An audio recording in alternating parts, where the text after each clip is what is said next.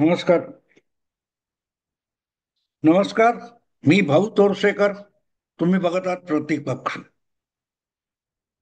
मित्रांनो, तुम्ही सार्वजनिक आयुष्यात असता किंवा एखाद्या महत्वाच्या पदावर असतात किंवा जेव्हा लोक तुमच्याकडे आदराने विश्वासाने बघायला लागतात, तेव्हा तुमची जबाबदारी खूप वाढत असते.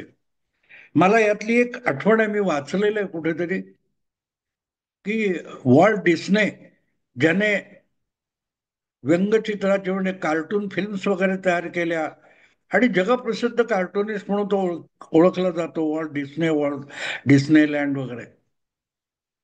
हा माणूस चेन स्मोकर होता, म्हणजे लागोपाठ सिगरेट ओढायचा, धूम्रपान करायचा. पण मी असं वाचलं की त्याने कधी आपल्या हातात सिगरेट असेल असा फोटो पण कोणाला काढू दिला नाही किंवा येणार नाही याची काळजी घेतली.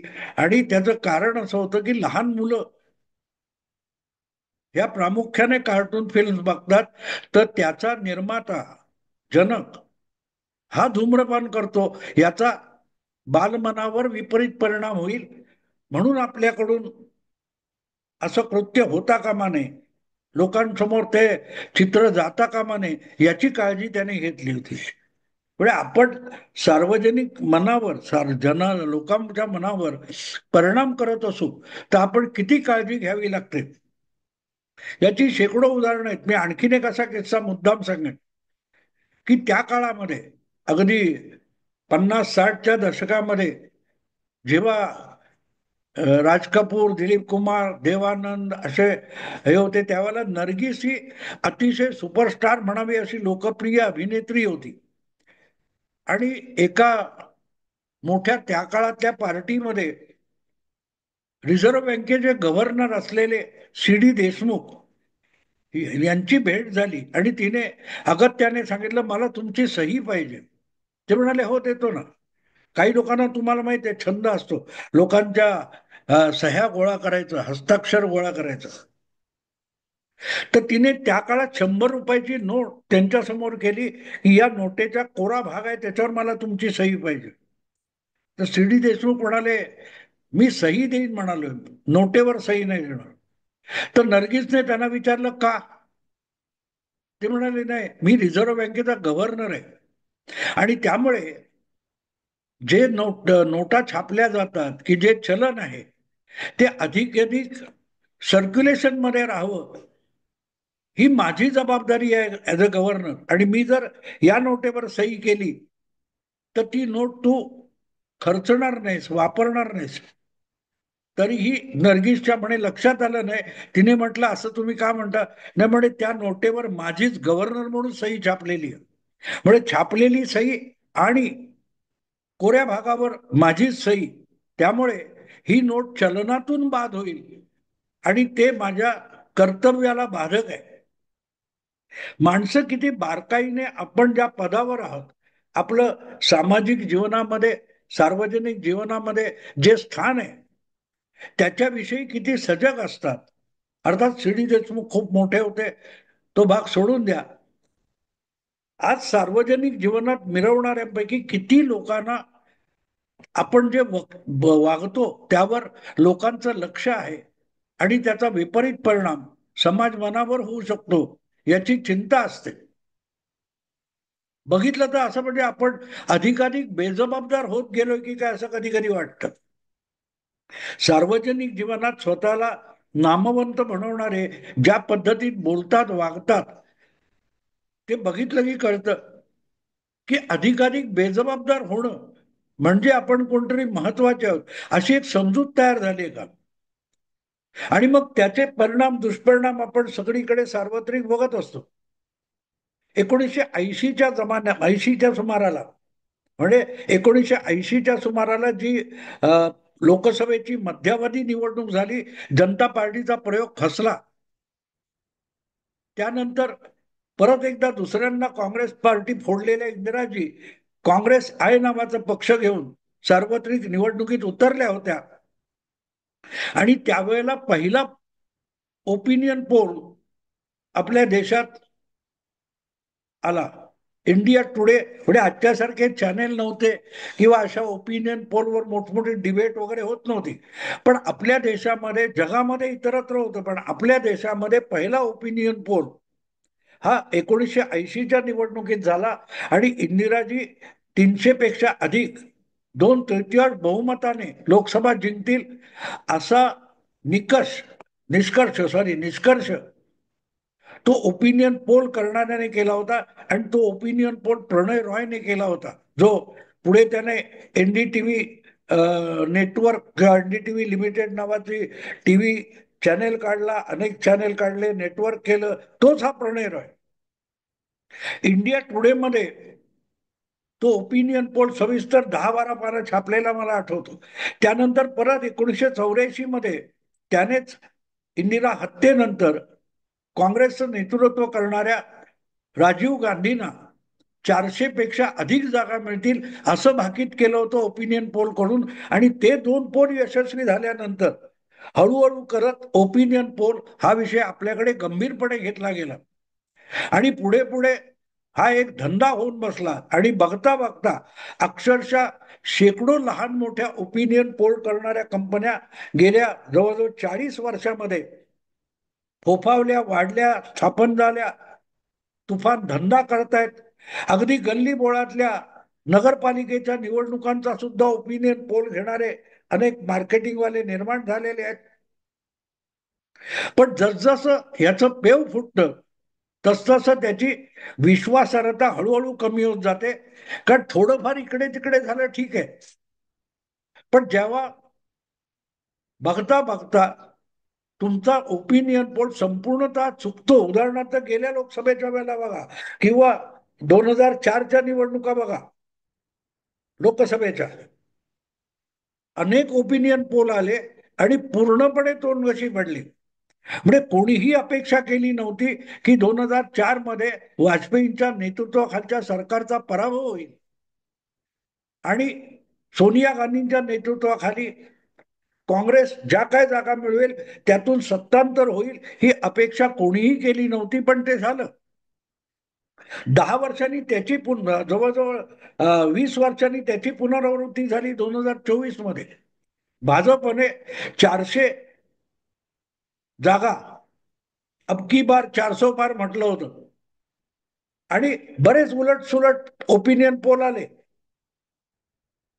400 म्हणजे बहुमत सुद्धा मिळवू शकणार नाही हे एकाही ओपिनियन पोलला किंवा एक्झिट पोलला काढता आलं नसेल तर मग याच्यावर किती विश्वास ठेवायचा असं लोकांना वाटायला लागतं. अर्थात काही वेळेला काही लोक अगदी बरोबर येतात, पुढच्या वेळेला गायब होतात, असंही होतं. अंदाज असतात, ते थोडेफार चुकले पाहिजे, पण एकदम उलटा पालट. आत्ता पण तुम्ही बघाल तर महाराष्ट्र विधानसभा, हरियाणा विधानसभा, दिल्ली विधानसभा या सगळ्या निवडणुकांचे जे ओपिनियन पोल आले त्यामध्ये मग या पक्षाला झुकतं माप देणारे, त्या पक्षाला झुकतं माप देणारे असे जेव्हा पोल येतात आणि मग त्याच्यात एकाचं खरं ठरलं की दुसरा एकूण ओपिनियन पोलवर अविश्वास व्यक्त करतो.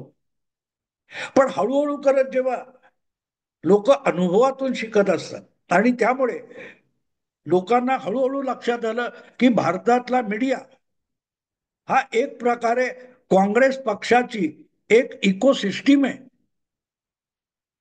2002 पासून गेली जवळजवळ 22-24 वर्ष नरेंद्र मोदींच्या विरोधात अखंड भारतातला सगळा मीडिया आणि काही प्रमाणात तेव्हापासून आणि नंतर आत्ताच्या काळामध्ये सगळा जगातला मीडिया हा मोदींना हरवायला टपलेला आहे. आणि त्यावरूनच अशा मीडिया, ओपिनियन पोल याच्यावरून लोकांचा विश्वास उडाला. आणि ही आपल्याकडचीच गोष्ट अशातला भाग नाही. 2019च्या निवडणुकीपूर्वी लोकसभेच्या टाइम मॅगझिन जे अमेरिकेतून छापलं जातं त्यामध्ये द ग्रेट डिव्हायडर असा मोदींची यथेच्छ निंदा नालस्ती करणारा लेख कव्हर स्टोरी म्हणून द टाइम मॅगझिनने छापला होता. लिहिणारा माणूस पाकिस्तानी आणि मोदी जिंकल्यानंतर 3 महिन्यांनी त्याच टाइम मॅगझिनने द ग्रेट युनिफायर म्हणजे आपणच जे काय केलं होतं त्याच्यावर पूर्ण कोलांटी उडी मारून उलट्या अर्थाचा आशयाचा लेख प्रसिद्ध केला. आणि त्यामुळे इथे एक गोष्ट लक्षात येते की मीडिया असो, चॅनेल्स असोत, ओपिनियन पोल्स असोत, यावरचा लोकांचा विश्वास उडवायला तिथलेच काही लोक कारणीभूत झालेत, ज्यांनी आपला प्रामाणिकपणा विकून टाकलेला विकून टाकलेला. आत्ता बघा राहुल गांधी यांच्यासाठी धारांत खोटू बोलायला एकापेक्षा एक लोक पुढे आले. 2019चे लोकसभा निकाल लागल्यानंतर असेच एक ओपिनियन पोलकार, म्हणजे कधी ते सेफॉलॉजिस्ट असतात, ओपिनियन पोल घेतात, कधी ते शेतकरी नेते होतात, कधी ते शाहीनबाग मधल्या मुस्लिमांचे नेते होतात, कधी ते किसानांचे नेते होतात. अशा वेगवेगळ्या गोष्टी करणारे योगेंद्र यादव CSDS नावाच्या संस्थेचे एक संचालक म्हणून त्यांनी काम केलेलं आहे.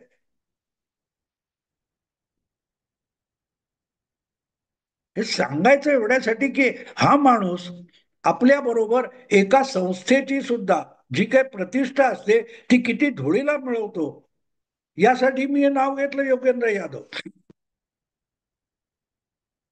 नंतरच्या काळात ते तिथून बाजूला झाले, आम आदमी पार्टीत गेले. आम आदमी पार्टीने ह्यांना डोंगरावर लाथ मारून बाहेर काढलं. 2019च्या निवडणुकीचे निकाल आल्यानंतर योगेंद्र यादव म्हणाले काँग्रेस मस्ट डाय. आणि 2 वर्षामध्ये त्याच काँग्रेसचे राहुल गांधी सर्वोच्च नेते हे पदयात्रा करतात, त्याच्यात पण हेच योगेंद्र यादव सहभागी झाले. जो माणूस काँग्रेस मेली पाहिजे म्हणत होता, तो माणूस काँग्रेसला पुनरुज्जीवित करायला पदयात्रा करतो. ज्या वेळेला अशी माणसं मीडियामधून येतात तेव्हा ती मायावी राक्षसासारखी असतात. तो सीतामाईला सुवर्ण मृग दिसला होता, आठवतं? त्याची शिकार करायला प्रभू रामचंद्र गेले. ह्याला मायावी राक्षस म्हणतात. ही मायावी राक्षस असतात. ते तुम्हाला बोलतात ते असं वाटतं की हा बरोबर बोलतोय, हा बुद्धिजीवी आहे, विद्वान आहे, पण तो सगळ्यात मोठा खोटारडा असतो, धानांत खोटं बोलणारा असतो. आणि तुम्ही बारकाईने अशा लोकांचं बघितलं म्हणजे तो भाजपचा विरोधक असायला हरकत नाही, काँग्रेसचा समर्थक असायला पण हरकत नाही, पण ज्या वेळेला तो असं भासवतो की मी भाजपचा विरोधक नाही आणि काँग्रेसचा समर्थक सुद्धा नाही, मी तटस्थ बुद्धिजीवी आहे, मी परखड आहे, पण तुम्ही बारकाईने बघितलं त्यांचा स्पष्टपणे कल तिकडे गेलेला असतो. अनेक पत्रकार आहेत जे गेल्या 5-7 वर्षामुळे हळूहळू करत देशोधडीला लागले.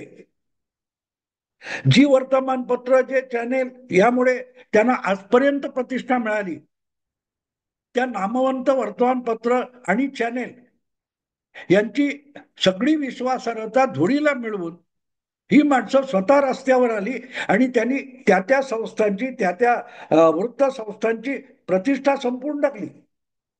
तो पुण्यप्रसून वाजपेयी असो, आशुतोष असो, रवीश कुमार असो, या सगळ्यांची विश्वासार्हता घटली. याचं कारण हळूहळू सामान्य माणसाला, श्रोत्याला, प्रेक्षकाला कळायला लागलं, हा धडधडीत काँग्रेससाठी चमचगिरी करतोय. राजदीप सरदेसाई लपून राहिलं नाही, आता लोक त्यांना तोंडावर बोलायला लागले. मराठीत म्हणतो ना आपण, खोट्याच्या कपाळी गोटा. उशीर होईल, वेळ लागेल, पण कधी ना कधी तुमचा खोटेपणा चव्हाट्यावर येतो. आणि मग संजय राऊत आणि राजदीप सरदेसाई यात फरक राहत नाही.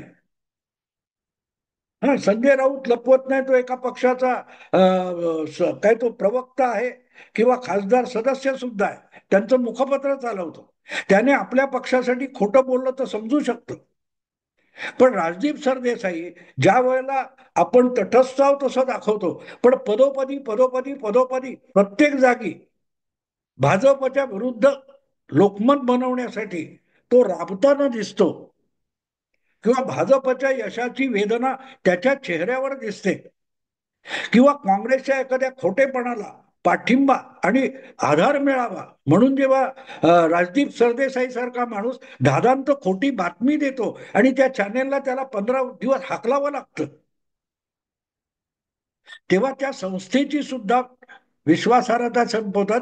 आणि अशीच एक साधा भोळा दिसणारा चेहरा आहे संजय कुमार, जो योगेंद्र यादव बाजूला झाल्यानंतर सीएसडीएस या संस्थेचा, ती काहीतरी आहे सेंटर फॉर सोशल स्टडीज काय असं काहीतरी आहे ते, सीएसडीएस सेंटर फॉर काय म्हणतात त्याला, डेव्हलपिंग सोसायटीज वगैरे. तर त्यांचा सर्वे वारंवार जेव्हा सादर केला जातो तेव्हा जाती जातीतले विभाजन काढून समाजामध्ये कलह निर्माण करण्यासाठी ही संस्था काम करते आणि दाखवतात काय आम्ही सर्वे करतो, आम्ही निवडणुकांचा अभ्यास करतो. पण प्रॅक्टिकली त्यांचं बघितलं तर ही जात त्या विरुद्ध आहे, त्या जातीचा ह्या जात असं करणारे जे असतात त्यांचा हा संचालक. आणि इतके दिवस तो दिसत होता की हा काँग्रेसच्या इकोसिस्टीमचा हिस्सा आहे, पण त्याने मुखवटा जपला होता. तो काल परवा राहुल गांधींच्या खुळचटपणामुळे फाटला. राहुल गांधींनी जी वोट चोरी नावाचं नाटक चालवलेलं आहे, की मतदार यादीतून नावं गायब केली जातात, खोटे मतदार नोंदवले जातात, त्यांच्याकडून खोटं मतदान केलं जातं, त्याला पूरक ठरू शकेल असा 2 ट्विट महाराष्ट्राच्या संदर्भात या संजय कुमारनी केली. आणि हा सेफॉलॉजिस्ट आहे, हा एक्सपर्ट आहे. काय तर ते रामटेक आणि तुमचं देवळाली या 2 मतदारसंघामध्ये लोकसभेला जितके मतदार होते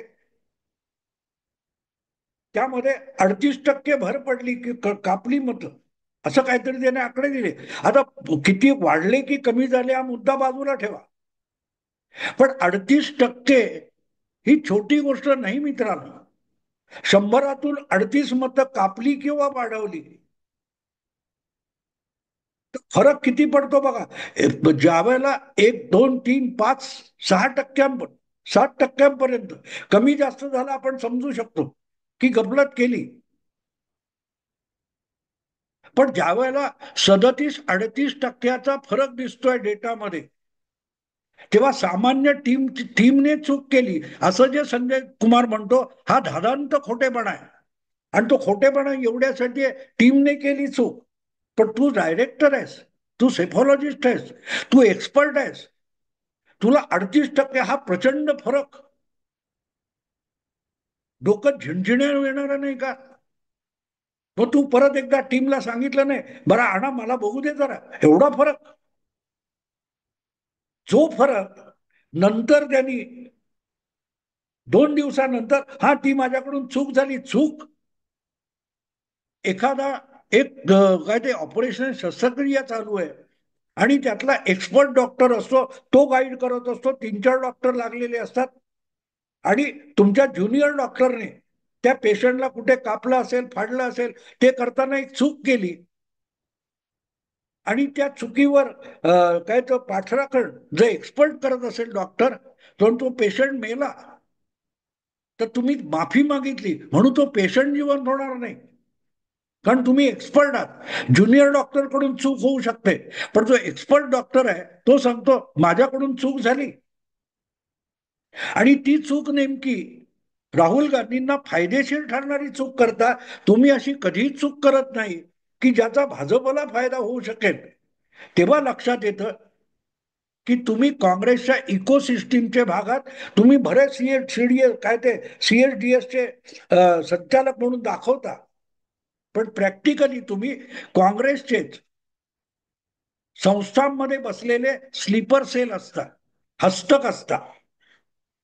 आणि हे जे संजय कुमारला आलं त्याचं कारण आहे निवडणूक आयोगाने जो बडगा उचललेला आहे राहुल गांधींच्या विरोधात, 7 दिवसात माफी मागा नाहीतर आम्हाला पुढे काही करावं लागेल. याचा अर्थ सरळ आहे, राहुल गांधींच्या विरोधात निवडणूक आयोग बदनामी किंवा तत्सम काहीतरी कायद्याचा बडगा उचलणार आहे. आणि जर उद्या ते झालं तर आपण पण त्यात फसू. म्हणून संजय कुमार या सीएसडीएसच्या सेफॉलॉजिस्टने चक्क शेपूड घातलेली आहे. पण हे करताना त्या संस्थेची विश्वासार्हता या माणसाने धुळीस मिळवली. एखाद्या पदावर बसलेला माणूस त्या पदामुळे मोठा होतो, पण त्याच्यावर सगळ्यात मोठी जबाबदारी असते की त्या पदाची प्रतिष्ठा राखली गेली पाहिजे. मला आठवतं एकदा राजदीपला राष्ट्रपती पदावरून निवृत्त झाल्यानंतर प्रणब मुखर्जी मुलाखत देत होते आणि राजदीपने त्यांना मध्येच काहीतरी हटकण्याचा प्रयत्न केला. तेव्हा प्रणब मुखर्जींनी त्याला झापलं होतं, you are talking to former president. मी राष्ट्रपती होतो, माझ्याशी बोलताना जपून बोल आणि मला तुझा इंटरव्ह्यू देण्याची गरज नाहीये. तुझ्या चॅनेलला माझा इंटरव्ह्यू पाहिजे म्हणून झापलं होतं. म्हणजे आपण राष्ट्रपती पदावर उरलो नाही, राहिलो नाही, निवृत्त झालो, तरी त्या पदावर आपण बसलोय याची प्रतिष्ठा त्यांना राखावीशी वाटली होती. तेवढीही प्रतिष्ठा विरोधी नेते पद किंवा आणखी कुठल्या पदाची जर राहुल गांधी किंवा ह्या संजय कुमार सारखे छोटे मोठे लोक ती प्रतिष्ठा राखणार नसतील तर विश्वासार्हतेला त्यांच्या बरोबर ते ज्या संस्थेत आहेत, ज्या पदावर बसलेत, त्यांच्या विश्वासार्हतेला सुरुंग लागत असतो. संजय कुमारनी संपूर्ण काँग्रेसच्या बाजूला झुकलेले लोक यांच्या विश्वासार्हतेला धुळीला मिळवलेले. खोट्याच्या कपाळी गोटा म्हणतात तो हाच असतो. आता यानंतर वोट चोरी म्हणून राहुल गांधींनी कितीही तमाशा केला तरी शेंबड पोर सुद्धा त्याच्यावर विश्वास ठेवणार नाही. कारण एकामागून एक कर्नाटक, बिहार सगळीकडून राहुल गांधी रोज खोटं बोलतायत. या गोष्टी चव्हाट्यावर यायला लागल्यात आणि जर संजय कुमार सारखा मोठा माणूस राहुल गांधींच्या खोटेपणाला चव्हाट्यावर आणत असेल, लाजे काजेस्तव का होईना किंवा आपलं शेपूट अडकू नये म्हणून, तर राहुल गांधी एकूणच काँग्रेस इकोसिस्टीमला जोडीला मिळवल्याशिवाय राहणार नाहीत. एवढंच बोलून थांबतो. आवडलं लाईक करा, शेअर करा आणि प्रतिपक्षाला सबस्क्राईब करा. नमस्कार.